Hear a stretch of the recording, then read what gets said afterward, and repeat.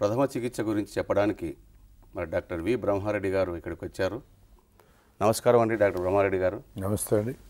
ఇప్పుడు ప్రాణరక్షక సూత్రాలు అన్నారే మీరు, ఏంటి సార్ ప్రాణరక్షక సూత్రాలు అంటే? ప్రాణాన్ని రక్షించడమే.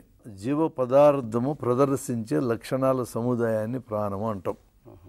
ప్రాణం పోయింది అని అన్నప్పుడు ఈ విధంగా అర్థం చెప్పుకొని ప్రాణరక్షక సూత్రాలు అన్నప్పుడు ప్రాణం పోకుండా నిలబెట్టేది. అట్లా అంటే జీవ పదార్థం ప్రదర్శించే లక్షణాలను ప్రదర్శించేటట్టే అట్టిపెట్టడం ఎట్లా అని అర్థం మనం తీసుకోవాలి.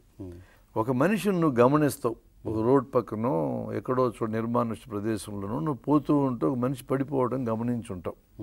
ఇక్కడి నుంచి మొదలవుతుంది నీ ఆలోచన. మనిషి దగ్గరికి వెళ్ళిన తర్వాత తట్టాల, కుదపకూడదు. సినిమాల్లో వీరోచితం కుదుపుతారు, అట్ట కుదపటం కాకుండా తట్టాల. ఏమయ్యో అని పిలవాల. అని అన్నాడు అనుకో, పలికాడు అనుకో, పలికినాడంటే ఆడు గుండె ఊపిరి ఆగలేదని అర్థం. నువ్వు మాట్లాడింది అతను చెవుల్లోకి సోకింది, చెవుల నుంచి మెదడుకు పోయింది, మెదడు నుంచి ఊమని మూలగాలని కండరాలకు కూడా సంకేతం వెళ్ళిందని అర్థం. గుండె ఊపిరి పనిచేస్తే నువ్వు సాధ్యం, గుండె ఊపిరి పనిచేస్తేనే మెదడుకు రక్తం సప్లై కూడా జరుగుతుంది, ఇతను చనిపోలేదు అని అర్థం. తడితే కదలడంలా వెంటనే చూడాల్సింది ప్రాణరక్షక సూత్రాలు 3 అని ఉంటాయి. 3 ముఖ్యమైన ప్రాణరక్షక సూత్రాల్లో మొదటిది ఏంటంటే, మనిషిని వెలుకలా పడుకోబెట్టిన తర్వాత ఊపిరిపోయే మార్గం ఎలా ఉన్నదో చూడాలి. ఊపిరిపోయే మార్గం అంటే మట్టి ఏమైనా పడి ఉందా, ఏదన్నా మిద్ది కూలబడ్డది, ఇసుక మీద పడ్డది, ఇసుక లారీలో ప్రయాణం చేస్తూ ఉంటే తలకిందులయ్యింది, ఇసుకలో కూరకుపోయినాడంటే ముక్కులకి నోటికి ఇవి 2 గాలి పోవడానికి మార్గాలు, ఇవి 2 బూడిపోయినాయా చూడాలి. వాంతి వచ్చినందువలన నోట్లో ఏమన్నా వాంతి పదార్థం ఉందా అని చూడాలి. వెంటనే వాటిని తొలగించాలి. ముక్కు దగ్గర ఉండి తొలగించాలి, ముక్కు నోరు దగ్గర ఉండి తొలగించాలి. ఫస్ట్ ఏంటంటే గాలిపోయే మార్గం, మొదటి ప్రాణరక్షక సూత్రం. దీన్ని క్లియర్ చేసుకోవాలి. ఇతను కాళ్ళు చేతులు కదిలిస్తున్నా అని చెప్పాడు. ఏం బాబు మెడ నొప్పి ఉందా? నొప్పి లేదని చెప్పాడు. అయినా కూడా మెడ ఇరుగుందో లేదో తెలుసుకోవడం చాలా అవసరం. చెవుల వెనక మెడ మీద ఏమైనా వాపు ఉందేమో చేతులతో తడిని చూస్తున్నాను. వాపు ఏమీ లేదు, కాబట్టి ఇతనికి మెడ ఇరుగుండే అవకాశం లేదు. ఇలాంటి పరిస్థితుల్లో ఊపిరిపోయే గొట్టాన్ని మనం సరి చేసుకోవడానికి, ఫ్రీగా గాలి పోయేటట్టు చూసుకోవడానికి మెడని వెనక్కి వంచవచ్చు. ఎలుకలా పడుకున్న వ్యక్తికి తలకాయ కొంచెం వెనక్కిగా నుంచితే గాలిపోయే మార్గం సరిదిద్దబడుతుంది. ముందు వంగిపోయింది అనుకోండి, తల అని శబ్దం వస్తుంది. వెనక్కి ఉంచేస్తే ఫ్రీగా వస్తుంది గాలి, అట్లా ఫ్రీగా శబ్దం. అవునవును. ఈ మెడకాయ వెనక్కి ఉంచాలా అనే సూత్రాన్ని పాటించబోయే ముందు మరొక అంశాన్ని గమనించాలి. ఇది కూడా ముఖ్యమైన అంశమే. ఈ అంశం గమనించకపోతేనే ప్రమాదాలు చాలా జరుగుతాయి. అదేంటంటే, ఇతనికి మెడకాయ ఇరిగిందేమో చూడాలి. అవును, యాక్సిడెంట్ మెడకాయ ఎరగొచ్చు. అవును. కరెంట్ పోల్స్ మీద కింద పడ్డాడు, మెడకాయ ఎరగొచ్చు. మిద్దె మీద కింద పడ్డాడు, మెడకాయ ఎరగొచ్చు. దొమ్మిలు కొట్లాటలు జరిగినాయి, కర్రలతో బాదారు, మెడకాయ ఎరగొచ్చు. మెడకాయ ఇరిగే సందర్భాలు ఇవి. అందువల్ల అలాంటి సందర్భంలో ఇరిగిందులు తెలుసుకోవడానికి మొదట ఏం చేయాలంటే, మెలకువలో ఉన్నాడు లేదు చూడండి. ఏమయ్యో ఇతను ఊమని శబ్దం చేస్తున్నాడు, బాగా కాళ్ళు చేతులు కదిలించి చూడు. కదలట్లేదు సార్. కదలట్లేదు. ఏ ఊరి మీది? కర్నూలు సార్. మెడకాయ నొప్పి ఉందా? ఉంది సార్. మెడకాయ నొప్పి ఉంది అంటున్నాడు, కాళ్ళు చేతులు కదిలించలేకపోతున్నాడు. ఇతనికి మెడకాయ ఇరుగుండే అవకాశం చాలా ఎక్కువ. ఒకసారి చెవులు వెనక కూడా వాపే ఉందేమో చూస్తాను. ఇతనికి మెడకాయ ఇరిగిందనే అనుమానం వచ్చింది మనకి. కాళ్ళు చేతులు కదిలించడం లేదు, మెడ నొప్పి అని చెప్తా ఉన్నాడు. చెవులు వెనక మెడని తడిమితే గడ్డులాగా కూడా తెలుస్తున్నది. ఇతన్ని గాలిపోయే మార్గాన్ని సరిచేయాలి అంటే మిగతా రోగుల్లాగా మెడని వెనక్కి వంచడానికి వీల్లేదు. అలా వంచితే మెడ లోపల ఉన్నటువంటి వెన్నుపాము పూర్తిగా కట్ అయిపోయే ప్రమాదం ఉంటుంది. అందువలన దవడ ఎముకని ముందుకి జరుపుకోవాలి. ఇప్పుడు గాలి ఫ్రీగా పోతూ ఉంటుంది. ఇలా పట్టుకుని ఈ వేళ్ళు ఇలా ఉంచుకొని మెడని ఇలా పట్టుకొని సపోర్ట్ ఇచ్చుకొని ఇతన్ని ఎక్కడికైనా సరే కదిలించాల్సి ఉంటుంది. ఇవి పనిచేయటం లేదు అంటే మెడకాయ ఇరుగుండే అవకాశం చాలా ఎక్కువ. ఒక్కోసారి మెడకాయ నొప్పి లేకుండా కూడా కాళ్ళు చేతులు పడిపోయి ఉండొచ్చు. కాబట్టి వీటిని జాగ్రత్తగా అంచనా వేసుకోవాలి. మనిషి తెలివిలో లేకపోతే ఎట్లా గుర్తుపట్టాలా? ఇంకా చెప్పడు కదా అతను మెడకాయ నొప్పి ఉందా, కాలు చేతులు పని చేస్తున్నా లేదో చెప్పడు. అవును. అలాంటప్పుడు ఏం చేయాలంటే చెవులు వెనక మెడ భాగాన్ని చేతితో తడమాల, రెండు వైపుల చేతులతో తడమాల. అక్కడ లోపల రక్తం గూడు కట్టి ఒక గడ్డులాగా తెలిస్తే, అలా తెలిస్తే ఇతనికి మెడకాయ ఎముక ఇరిగిన కారణంగా రక్తం అక్కడ గూడు కట్టిందని అర్థం. అవునులే. తెలుగులో లేనోని కూడా ఈ రకమైన పరీక్ష చేసి చూడాలి. చూడాలి. ఈ పరీక్షలో రక్తం గూడు కట్టిన అనుమానం వస్తే ఇతనికి మెడకాయ ఇరిగింది. మెడకాయ ఇరిగిన వ్యక్తిని తల వెనక్కి వంచకూడదు. అందుకు ఈ స్టోరీ అంతా మీకు చెప్పిన నేను. అవునులే. మెడకాయ వెనక్కి వంచితే మరి మెడకాయ ఇరిగినటువంటిది పూర్తిగా విరగడం పూర్తి అయిపోయి వెన్నుపాము మధ్య కట్ అయిపోతుంది. శాశ్వతంగా కాలు చేతులు పడిపోతాయి. శాశ్వతంగా పడిపోవడం ఒక భాగం అయితే ప్రాణం కూడా పోయే అవకాశం ఉంది. ప్రాణం కూడా పోతుంది. పోయే అవకాశం ఉంది. మెడకాయ ఇరిగితే ఊపిరాడడానికి ఎలా చేయాలి అంటే దవడని ముందుకు నెట్టాలి. దవడ వెనక 2 ఏళ్ళు పెట్టి ముందుకు నెడితే ఇలా అవుతుంది. ఆ విధంగా మారుతుంది. మామూలుగా అయితే పై పళ్ళు ముందుకుంటాయి, కింద పళ్ళు లోపలికి ఉంటాయి. దవడ ఎముకను లాగగానే కింద పళ్ళు ముందుకు వస్తాయి. దాంతోపాటు నాలుగు కూడా ముందుకు వస్తుంది. గాలిపోయే మార్గం సరిదిద్దబడుతుంది. అది చాలా. అందుకని గాలిపోయే మార్గం అనే దాంట్లో మెడకాయ ఇరిగితే ఒక రకమైన పద్ధతి ఉంది, మెడకాయ ఎరగకపోతే ఒక రకమైన పద్ధతి ఉంది. రెండో ప్రాణరక్షక సూత్రం ఉంది. ఇది ఊపిరికి సంబంధించిన ప్రాణరక్షక సూత్రం. ఊపిరి ఆడుతుందా లేదా, ఊపిరి పోయే మార్గాన్ని సరిచేసినాం. సరిచేయగానే ఊపిరి ఆడుతుందా, ఊపిరి ఆడుతూ ఉంటే ఇంక నువ్వు చేయాల్సింది ఏం లేదు. ఊపిరి ఆడలేదు అనేది అర్థమైందనుకోండి, గుండె దాకా నువ్వు ముందు వెళ్ళకూడదు. ఈ ప్రాణరక్షక సూత్రం దగ్గర ఆగాలి. నోట్లో నోరు పెట్టి గాలి ఊదాలి. ఇతను ఒక యాక్సిడెంట్ అయిన వ్యక్తి, బయటికి తీసుకొచ్చాము, ఊపిరి ఆడుతుందో లేదో పరీక్ష చేసాము, ఊపిరి ఆడటం లేదని అర్థమైంది. ఇప్పుడు 2 ముక్కులు మూసేసి నోరు తెరిచి నోట్లో నోరు పెట్టి గాలి ఊదుతాను.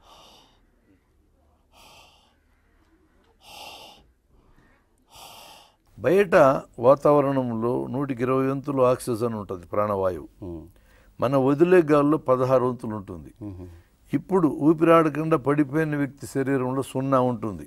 ఈ 16 అందిస్తగలుగుతాం. 16 నుంచి 0కి గాలి వెళ్తుంది. మనం నోటితో ఊదితే గాలి చాలదు కదా, మనం వదిలే గాలి, మనకు పనికిరాని గాలి అతనికి ఎట్ట పనికి వస్తుంది మీరు అనుకోవచ్చు. ఇప్పుడు వదిలే గాలి కార్బన్ డైఆక్సైడ్ అంటారు కదా, మళ్ళీ దాంట్లో ఆక్సిజన్. వదిలే గాలిలో కార్బన్ డైఆక్సైడ్ 100కి 100 కాదు, ఉండవన్నమాట. 16%. 4 భాగాలు ఉంటుంది. పీల్చే గాలిలో 0.04 ఉంటుంది, వదిలే గాలిలో 4, అంటే 4 భాగాలు తగ్గింది ఆక్సిజన్. ఇంకా 16 ఉంది అట్లే. ఈ 16 అతనికి పనికి వస్తుంది. అలా గాలి వదాలి. అంటే ఎట్లా ఇది పద్ధతి ఎట్లా అని అనిపిస్తుంది. నోటికి నోరు అడ్డం గరిపించి కప్పలాగా పట్టేస్తారు చూడు, అట్లా నోరు పట్టించేసి గాలి వదలాలి. మనం గాలి 2-3 సార్లు గాలి అట్లా ఊదితే చెస్ట్ అంటే ఎదురు రొమ్ము ఉబ్బటం అనేది కనపడాలి. మనం గాలి లోపలికి కరెక్ట్గా వదిలితే చెస్ట్ ఉబ్బాలి. ముక్కు మూసేసి పెద్దోళ్ళు కానీ అయితే నోటికి నోరు గరిపించి వదలాలి. చిన్నపిల్లలు అనుకోండి, ముక్కు నోటికి రెంటికి కలిపి మనం నోరు పట్టించి మనం గాలి లోపలికి వదలాలి. మరీ పసిపిల్లలు అయితే డైరెక్ట్గా నోరు పెట్టకూడదు. అట్లా ఓ పల్సటి గుడ్డ ఖర్చీపు లాంటిది మూతి మీద పెట్టేసి మనం నోటితో గాలి వదవచ్చు. అంటే మన నోట్లో ఉండే క్రిములన్నీ అప్పుడే పుట్టిన బిడ్డకి మనం అందించే మహాప్రమాదాన్ని తప్పించవచ్చు. ఆ విధంగా చేసినాం. గాలి ఆ విధంగా ఎక్కించడం అనేది చేయాలి. ఇతర పద్ధతులు కూడా గాలి ఎక్కించడానికి ఉన్నవి, అవి సందర్భాన్ని బట్టి మనం ఉపయోగించుకోవచ్చు. మూడవ ప్రాణరక్షక సూత్రం ఏంటంటే, గుండె ఆగితే గుర్తుపట్టడం, నాడి ద్వారా గుర్తుపెట్టాం. దీన్ని ఆడించేది ఎలా? ఎలుకలా పడుకోబెట్టి మనిషిని ఎదురు ఎముకను గుర్తించాలి.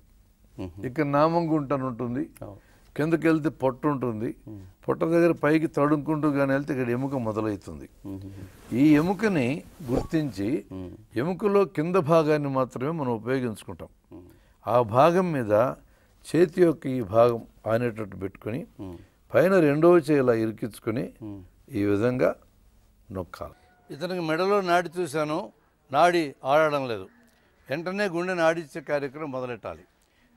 దీన్ని చేయడానికి ముందు నామం గుంటలోకి వేలు పెట్టి చూసా, పొట్ట మీద తడుముకుంటూ వచ్చి ఎముక ఎక్కడ మొదలవుతుందో చూసా. దీన్ని ఎదుర్రం ఎముక అంటారు. ఎదుర్రం ఎముకకి ఎన్నెముకకి మధ్యలో గుండె ఉంటుంది. ఈ ఎముకను నొక్కడం ద్వారా రెండెముకల మధ్య గుండె ఇలా అణిగి రక్తం బయటకు వస్తుంది. ఈ రెండెముకల మధ్య 2 చేతులు ఇలా పెట్టా, పై చేతి తీసేసాను, కింద చేతిని ముందుకు జరుపుకుని సరిగ్గా సెంటర్లో రెండో చేతి సపోర్టుతో నేను ఒత్తడం మొదలు పెడుతున్నా. 170 సార్లు. అతని గుండె మామూలుగా ఎన్నిసార్లు కొట్టుకుంటుందో అన్నిసార్లు నేను దీన్ని నొక్కటం మొదలెట్టాను. దాదాపు 2 ఇంచులు అణిగేటట్టు నొక్కాలి. ఇది మ్యాన్కిన్ అనే ఒక వస్తువు మీద అయితే మనం పూర్తి స్థాయిలో ప్రాక్టీస్ చేయడం సాధ్యమవుతుంది. ఇతను డెమాన్స్ట్రేషన్ కోసం బతికున్న మనిషిని నేను తీసుకున్నాను కాబట్టి అంత పెద్ద ఎత్తున మనం నొక్కితే గుండె ఆగిపోయే ప్రమాదం ఉంది. అందువల్ల గుండె ఆగితే ఈ ప్రక్రియతో ఆడుతుంది, ఆడుతున్న వాళ్ళకి బలంగా నొక్కితే ఆగిపోతుంది. ఇతనికి గుండె ఊపిరి 2 ఆగిపోయినాయి. నాకు సహాయానికి మరో వ్యక్తి ఉన్నారు. ఆయన ఆ ఊపిరి ఎక్కిస్తే నేను గుండె ఆడిస్తాను. ఊపిరి ఎక్కించండి. ఒకసారి ఊపిరి ఎక్కించగానే 4 సార్లు నేను గుండె ఒత్తుతున్నాను. 2 సార్లు ఎక్కిస్తే 3, 4, 5, 6, 7, 8 సార్లు నొక్కుతున్నాను. ఒకసారి 1, 2, 3, 4. 1, 2, 3, 4, 5, 6, 7, 8. నేను కుడి చేత్తో ఇప్పటికి 10 నిమిషాల నుంచి వస్తాను. ఈ విధంగా ఈ చెయ్యి నొబ్బెట్టింది. చెయ్యి మార్చుకొని ఎడమ చేత్తో నొక్కటం మొదలుపెట్టాను. ఈ విధంగా చెయ్యి మార్చుకుని గుండె నొక్కుతూ ఉండొచ్చు. ఈ ప్రక్రియ దాదాపు అరగంట సేపు మనం ఈ ప్రయత్నంలో చేయవచ్చు. 12 ఏళ్ళ లోపు పిల్లవాళ్ళు కానైతే ఒక చేత్తోనే నొక్కొచ్చు. 5 నుంచి 1 సంవత్సరం లోపు కానైతే కేవలం 4 ఏళ్లతో నొక్కవచ్చు. ఇలా అప్పుడే పుట్టిన బిడ్డ అయితే బొట్టన వేలుతో ఈ కింద ఎముకని ఎముకని కింద వైపు ఇట్లా నొక్కితే చాలు. ఆ విధంగా వయసు తగ్గే కొద్దీ మనం ఉపయోగించే ఒత్తిడిని తగ్గిస్తాం. ఏ విధంగా వాడినా మనం ఒక చేతిని వాడినా 2 చేతులు వాడినా మోచేయి దగ్గర ఉంచకూడదు. ఇలా మోచేయి దగ్గర ఉంచితే కొద్దిసేపట్లోనే మోచేతికి నొప్పి వచ్చి మనం ఈ పని చేయలేని పరిస్థితి వస్తుంది. అందువలన మోచేయిని స్టిఫ్గా ఇలానే పెట్టి ముందుకు మన బరువునంతా ముందుకు వంగి రోగి మీద వేయాలి. ఇలా బరువునంతా వేయాలి. నేల మీద అయినా ఈ విధంగానే బరువునంత వేయాలి.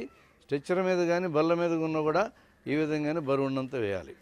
మెడలో నాడి చూశాను, ఆడటం లేదనేది అర్థమైంది.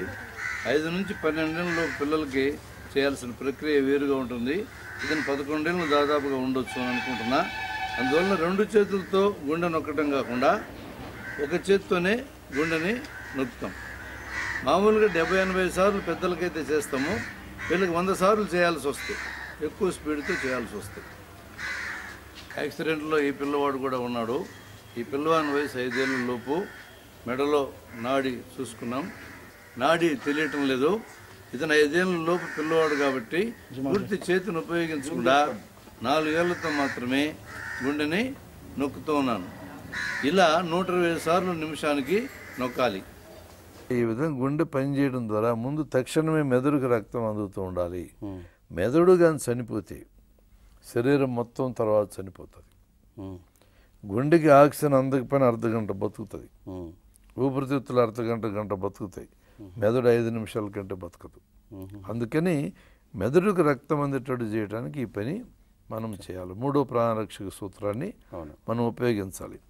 ఈ పద్ధతిలో మనం అరగంట మాత్రమే ఊపిరి అందించగలం. ఈ లోపల ఈ వ్యక్తిని అడ్వాన్స్డ్ కార్డియాక్ లైఫ్ సపోర్ట్ అనగా ఈ గుండె ఊపిరిని ఆడించడానికి అధునాతనమైన ఉన్నతమైన పద్ధతిని అవలంబించే చోటికి మనం పంపించాలి. అంటే ఇక్కడ ఒకడున్నా, 2 3 రక్షించే చోట వెంటనే ఈ రక్షణ ఇవ్వగలిగినటువంటి చోటికి తరలించడానికి మనం ఉపయోగించుకోవాలి. ఇప్పుడు ఉదాహరణకి 108 అనే సర్వీస్ వచ్చింది. ఫోన్ చేయగానే 10 నిమిషాలు వచ్చేస్తారు వాళ్ళు. ఈ వ్యక్తిని తీసుకుని పోయేటప్పుడే వాళ్ళ వ్యాన్లోనే ఊపిరి ఎక్కించడానికి, ఊపిరి పోయే మార్గాన్ని సరిచేయడానికి పద్ధతులు ఉన్నాయి. అక్కడ ఊపిరి పోయే మార్గాన్ని సరిచేయడానికి ట్యూబ్ వేసుకుంటారు. గాలి యాంబూబేగందంతా గాలి ఎత్తుకొని తీసుకెళ్తారు. అంటే నోటితో నోరు పెట్టి ఊదాల్సిన అవసరం లేదు వాళ్ళు. ఆ విధమైన మార్పులు చేసుకుని తగిన చోటికి తరలిస్తారు. 108లో ఆ సౌకర్యం ఉంది. ఆ రకమైన సౌకర్యం 108లో ఉంది. అక్కడ ఉన్నటువంటి హెల్త్ వర్కర్లకు అది నేర్పించినారు. చాలా ముఖ్యమైనది. చాలా బాగుంది. అంటే అక్కడ సామాను ఉండాలి, చేతిలో అవునవును. సాధనాలు ఉండాలి. మనం మాట్లాడుతున్న బేసిక్ లైఫ్ సపోర్ట్ అనేది ఏ సాధనాలు లేకుండా చేయగలిగేది. అవును. ఆ బేసిక్ లైఫ్ సపోర్ట్ అరగంట మాత్రమే బతికించగలదు. అరగంట లోపల తగిన చోటికి ఆ వ్యక్తిని తరలించాల్సిన అవసరం ఉన్నది. ఇది ప్రాణరక్షక సూత్రం 3వ అంశం. చాలా మంచి విషయాలు చెప్పారు సార్. మరి ఇవన్నీ ఎవరికి నేర్పిస్తే బాగుంటుందంటారు సార్? ప్రతి పౌరుడికి కూడా ప్రథమ చికిత్స చేయటం రావాలి. అంతే కదా మరి. ఊపిరి గుండె ఆడించడమే కాకుండా దాంట్లో ఉన్న ఇతర ప్రాణరక్షక అంశాలన్నిటిని కూడా తెలిసే అవకాశం ఉండాలి. భయం లేకుండా చేయటం ఎట్లా అనేది తెలియాలా. అక్కడి నుంచి రక్తం గారితే ఆపటం ఎట్టో తెలిసి ఉండాలా. అవును. ఎముక ఉంది, ఎముకని మీద రక్తం కారే భాగాన్ని గట్టిగా ఒత్తి పట్టుకుంటే ఆగుతుంది రక్తం. అవును. ముక్కుల మీద రక్తం కారితే ముక్కులు 2 గట్టిగా ఒత్తి పట్టుకుంటే 5 నిమిషాలు ఆగుతుంది. అవునవును. తల మీద దెబ్బ తగిలితే విపరీతంగా రక్తం కారినట్టు అనిపిస్తూ ఉంచారు. అందరం చిన్నదే ఉంటుంది అక్కడ, అవును. దాన్ని ఒత్తి పట్టుకుంటే ఆగిపోతుంది. అవును. కాబట్టి రక్తం కారడం అనేది ఆపడం కూడా నేర్పించాల్సిన అంశాల్లో ఒక భాగమే. రక్తం కారడాన్ని ఆపాలి అంటే రక్తం కారే భాగానికి అడుగున గట్టిగా ఉండే అవయవం ఏదైనా ఉండాలి. కాలికి దెబ్బ తగిలింది, చేతితో గట్టిగా నొక్కి పట్టుకుంటాడు. అట్లా 5 నిమిషాలు నొక్కి పట్టుకుంటే రక్తస్రావం ఆగిపోతుంది మామూలు పరిస్థితుల్లో. చేతితో కాకుండా చేతిగుడ్డు కానీ గాజుగుడ్డు కానీ దొరికేట్లయితే దానైనా ఉపయోగించి గట్టిగా 5 నిమిషాలు నొక్కి పట్టుకోవచ్చు. ఒక్కోసారి 5 నిమిషాలు నొక్కి పట్టుకుంటే రక్తస్రావం ఆగకపోతే మరలా 10 నిమిషాలు ఆ ప్రయత్నం చేయొచ్చు. పెద్ద రక్తనాళాలు కానీ తెగేటట్లయితే మనం అట్లా ఒత్తి పట్టుకుని ఆగే అవకాశం ఒక్కోసారి ఉండదు. అలాంటప్పుడు అలానే నొక్కి పట్టుకుని గట్టిగా కట్టుగట్టి ఇతన్ని ఆసుపత్రికి తీసుకెళ్ళేటట్లయితే అక్కడ దానికి తగిన వైద్యం చేస్తారు. తల మీద కూడా దెబ్బ తగిలింది, రక్తం కారుతూ ఉంది. ఎప్పుడైనా తల మీద దెబ్బ తగిలితే కొంచెం దెబ్బ తగిలినా ఎక్కువ రక్తం కారుతుంది. ఎక్కువ రక్తం సప్లై తలకు ఉంటుంది కాబట్టి ఇక్కడ కూడా చేతితో నొక్కి 5 నిమిషాలు నొక్కి పట్టుకుంటే రక్తం కారటం సాధారణంగా ఆగిపోతుంది. తర్వాత జుట్టంతా నీళ్లతో కడిగేసి వెంట్రుకలను పక్కకి తీసి చూస్తే చిన్న రంధ్రం కనపడుతుంది. ఇంత చిన్న రంధ్రంలోనైనా ఇంత రక్తం కారిందని అనిపిస్తుంది మనకి. కానీ ఎక్కువ రక్తం కారే అవకాశం శరీరంలో రక్తం సప్లై ఎక్కడ ఎక్కువ ఉంటుందో అక్కడంతా ఈ అవకాశం అనేది ఉంటుంది. ఇక్కడ కూడా గాజుగుడ్డ కానీ చేతిగుడ్డ కానీ దొరికితే దాంతో నొక్కి పట్టుకొని ఆపేయడానికి మనం ప్రయత్నం చేయొచ్చు. ఇతనికి ఎదురొమ్మ మీద కూడా దెబ్బ తగిలింది. ఎదురొమ్మ మీద దెబ్బతో ప్రమాదం ఏంటంటే ఊపిరితిత్తులకి ఈ దెబ్బ కానీ సోకేటట్లయితే గాలి బయటికి లోపలికి వస్తూ ఉంటుంది.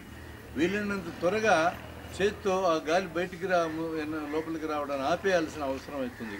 అట్లా గట్టిగా నొక్కి పట్టుకొని ఆ తర్వాత గాజు బిట్టు కానీ కర్చీఫ్ కానీ అక్కడ పెట్టి టైట్గా గుడ్డ కట్టేసేస్తే సరిపోతుంది. రక్తం కారడం మాత్రం ఎక్కడైనా సరే 5 నుంచి 10 నిమిషాలు నొక్కి పట్టుకుంటే ఆగిపోతుంది.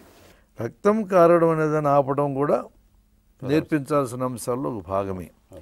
ప్రజలందరికీ నేర్పాలి అంటే ఎట్లా సాధ్యమవుతుంది ఇది? దీనికన్నా ఒక సులభమైన మార్గం నేను ప్రతిపాదించదలుచుకుంది ఏంటంటే స్కూళ్ళల్లో టీచర్లకు ముందు నేర్పండి. ప్రతి టీచర్కి తన అదుపులో ఉన్న పిల్లలందరికీ ప్రథమ చికిత్సలో ఉన్న ప్రాథమిక సూత్రాలు నేర్పండి. ఈ పిల్లలు బయటకు వెళ్తారు. ఒక 10 ఏళ్ళు ఇట్లే కానీ మీరు నేర్పితే సమాజంలో ఉన్న అన్ని వర్గాలలో మనం నేర్పించిన పిల్లలే ఉంటారు. ఐఏఎస్, ఐపీఎస్, టీచర్లు, లెక్చరర్లు, లాయర్లు, డాక్టర్లు, ఇంజనీర్లు, చదువుకుని నిరుద్యోగులు, ఈ గ్రామాల్లో చేరిన వాళ్ళు అందరూ మన దగ్గర తరిపేదైన వాళ్ళు ఉంటారు. తెలిసి ఉండాలి ప్రథమ చికిత్స. ప్రథమ చికిత్స అందరికీ తెలిసిన అవసరం. ఎందుకంటున్నానంటే ఇది ప్రధానమైన బలమైన కారణాలు దీనికి ఉన్నాయి. ఒకసారి పిడుగులు ఉరుములతో వర్షం మొదలైంది. ఉరుమంటే ఎలక్ట్రిసిటీ. అవును. మేఘాల నుంచి మేఘాల మధ్య విద్యుత్ ప్రసారం జరిగినప్పుడు మెరుపు వస్తుంది. ఒకసారి మేఘం నుంచి భూమి మీద ఉన్న వస్తువులకు కూడా ఈ మెరుపు అనేది తగులుతుంది. ఓ పొలం దున్నుతున్నాడు రైతు, అతనికి మెరుపు తాకింది. మెరుపు తీవ్రంగా తాకితే మాడి మసిబొగ్గు అవుతారు, వాళ్ళని ఎవరు రక్షించలేరు. కదులుతున్నటువంటి వ్యక్తులు కానీ వస్తువులు కానీ వాటికి మెరుపు తాగే అవకాశం ఉంది. పొలం దున్నుతున్నాడు, మెరుపు తాకింది, తీవ్రమైన స్థాయిలో తాకలా టక్కున పడిపోయినాడు, గుండె ఆగిపోయింది. ఆరోగ్యవంతుడు ఇతను, గుండె ఆగిపోయింది మెరుపు దాకి. పక్క పొలంలో ఇంకో రైతు పొలం దున్నుతున్నాడు. ఇతనికి ప్రథమ చికిత్స మీద అవగాహన ఉంటే అతను ఎందుకు పడిపోయినాడు వెంటనే ఊహించగలడు. పరుగెత్తుకొని వచ్చి పొలంలో ఎలకల బండబెట్టి గుండె మీద కానీ నొక్కితే అతను వెంటనే నిమిషం 2 నిమిషాల్లో మామూలు మనిషిగా లేచి అతనితో పని నడిచిరాడు. అవును. అది చేయలేకపోతే అతను మరొక 5 నిమిషాల్లో చనిపోతాడు. అవును. అంత ప్రాముఖ్యమైనటువంటిది ఈ బేసిక్ లైఫ్ సపోర్ట్. ప్రథమ చికిత్స గురించి ప్రజలందరికీ తెలిసి ఉండడం అవసరము అని నేను మాట్లాడటంలో అర్థం అది. అవును. ఇప్పుడు ప్రజలందరికీ తెలిసడం కూడా అవసరం సార్. ఎందుకంటే మీరు చెప్పినట్టుగా గుండె ఆగిపోయిందని, గుండె ఆగిపోవడము నేర్చుకున్న తర్వాత, ఆగిపోయిన తర్వాత ఎట్లా ఆడించాలో తెలిసిన వాడు వాళ్ళ దగ్గర పోయి మీరు చెప్పిన పద్ధతి ప్రకారం గుండె ఆడించినాడు అనుకో, ఆ దెబ్బతో ఏదోన్నా ప్రమాదమై చనిపోయినా అనుకో, వీడు ఒత్తినందువల్లే చనిపోయినాడు అని అనుకునే ప్రమాదం వీళ్ళు తెలియని వాళ్ళకు ఉండొచ్చు. అవునవును. అప్పుడు చాలా జాగ్రత్తలు కూడా సమస్య. అది సమస్య అవుతుంది. ఒక్కడికి తెలుసుంటాం ప్రమాదం. అందరూ తెలిసింటే నాలెడ్జ్ అనేది ఒక్కడే దాచుకుంటే ప్రమాదం. అవునవును. వాడు ఒక్కడికి వచ్చుననుకో, వాడు పోయి ప్రయత్నం చేస్తాడు. బతికితే అతను దేవుడు అంటారు, చచ్చిపోతే దయ్యం అంటారు. ఈయన ఒత్తడం వల్లే చనిపోయాడు. 10 మందికి తెలుసుందనుకోండి, అట్లా లేవై బతికిచ్చేది నీకేం తెలుసు అని చెప్పడానికి ఉంటుంది. అందుకే రెండో గ్రూప్కి ఎవరికి నేర్పాలి అంటే గ్రామాల్లో ఉండే యువజనులు మొత్తానికి నేర్పాలి, యూత్కి. అవును. మూడో గ్రూపు గ్రామాల్లో గ్రామీణ వైద్యం చేసుకుంటుండే వాళ్ళు ఉన్నారు. ఇప్పుడు మనం తరఫీ తెచ్చి కమ్యూనిటీ పారామెడిక్స్ అనేవాళ్ళు, వీళ్ళు గ్రామాల్లో ఉంటారు. అవును. అసలు ఎంత వైద్యం చేస్తారు, గొప్ప వైద్యమా కాదు, ఇవన్నీ మనం కాసేపు పక్కన పెడితే ఇది గ్రామంలో ఉంటాడు, ప్రజలకు అందుబాటులో ఉంటాడు, వీళ్ళందరికీ తెలిసి ఉండాలి. అసలు వీళ్ళ ఆధారంగానే మిగతా జనాన్ని కూడా నేర్పించి ఏర్పాటు చేయాలి. నైపుణ్యం అది. ప్రాణరక్షక సూత్రాలు అనేవి వింటే వచ్చేవి కాదు. నైపుణ్యం అంటే చూస్తే వచ్చేది కూడా కాదు. చూస్తే వచ్చేది వింటే వచ్చేది కాదు, అది చేస్తేనే వస్తుంది. కాబట్టి ప్రాక్టీస్ చేస్తేనే వస్తుంది. ఇంకొక చిన్న అంశం కూడా ప్రథమ చికిత్సలు ఉన్నది ఏంటంటే, ఒక వ్యక్తి గుండె పనిచేస్తూ ఉంది, ఊపిరి కూడా పనిచేస్తూ ఉంది, మనం ఆ రెండు విషయంలో చేయాల్సింది ఏమీ లేదు, కానీ తెలివి తెప్పున్నాడు, తెలివిలో లేడు. ఈ వ్యక్తి గురించి ఎట్లా మనం జాగ్రత్త తీసుకోవాలి ప్రథమ చికిత్సలు? అతను ఎలుకలా పడుకొని ఉన్నాడు, అట్టే పెట్టి వదిలేసి వెళ్ళిపోయినాం అనుకో, తలకి దెబ్బ తగిలినట్టు ఒక్కొక్కప్పుడు రికవరీ అయ్యేటప్పుడు మనిషి మామూలుగా మారేటప్పుడు వాంతి వస్తుంది. ఎలుకలా పడుకున్న వ్యక్తి వాంతిగానైతే ఊపిరితిత్తులకు ఇప్పుడు చచ్చిపోతాడు, ఊపిరి ఆగిపోయి. మరి తలకాయ పక్కకి తిప్పితే కూడా బాగానే ఉంటుంది, కానీ తలకాయకి పక్కకి తిప్పినా కూడా మళ్ళీ తలకాయ మామూలుగా తిరిగిపోయింది అనుకోండి. అందువలన గుండె ఊపిరి ఆడుతూ తెలివిలో లేని వ్యక్తిని పడుకోబెట్టే పద్ధతి ఒకటి ఉంది. కొంచెం బోర్లా తిప్పి పై మోకాలను ముందుకొంచి పై చేతిని కూడా ముందుకొంచి తలకాయని కొద్దిగా వెనక్కి ఉంచాలి. ఈ విధంగా చేయటాన్ని రికవరీ పొజిషన్ అని పిలుస్తారు. దీన్ని తెలుగులో అయితే చాలా పొడుగు చెప్పాలా, గుండె ఊపిరి ఆడుతూ తెలుగులో లేని వ్యక్తిని పడుకోబెట్టే పద్ధతి. ఇంకంతకంటే పొట్టి పేరు దొరకలా. ఆ విధంగా అది కూడా మనం గమనించాలి, నేర్పించాలి. ఇవి 8కి కూడా చూడండి, వింటే వచ్చే కాదు, చేయాలి. ఇప్పుడు చెప్పినప్పుడు ఎలా ఉంటుందంటే, నాకు వచ్చు కదా, ఎంత సులభం పడుకోవడం అంటారు.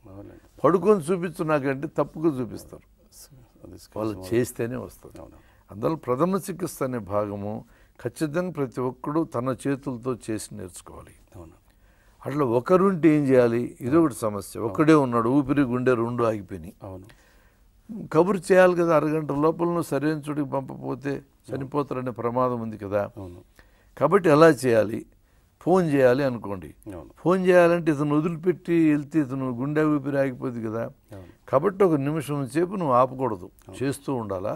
నిమిషం అయినాక ఫోన్ చేయడానికి నువ్వు వెళ్ళాలంటే 30 సెకండ్లకు మించి వదిలిపెట్టి పోకూడదు.